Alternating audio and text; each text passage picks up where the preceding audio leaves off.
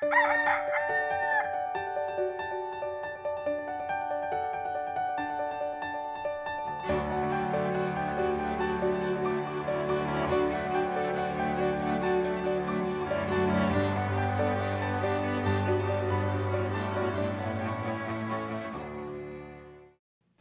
buntag sa tanan. Father Arnold po mula sa Bukidnon. Saluhan niyo po muna ako at tayo magkapet pandasal.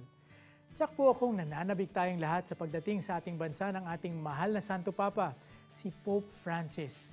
Ang kanya pong pagbisita ay nakapagpapasigla hindi lamang po sa pag-asa at pananampalataya ng ating mga kapatid na nasalanta ng Bagyong Yolanda, kundi sa ating lahat na nagnanais na maging masaya, katulad po ni Pope Francis, sa paglilingkod sa Diyos at sa kanyang simbahan.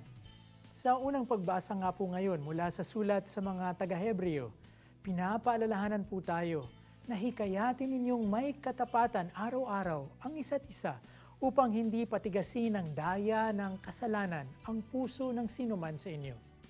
Ipagdasal po natin, naway tulad ng ating minamahal na Santo Papa, mapatatag po natin ang pananampalataya ng isa't isa.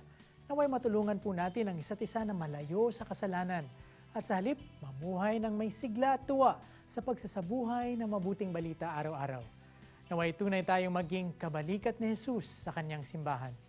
Magandang umaga po muli. Be blessed and be God's blessing to everyone.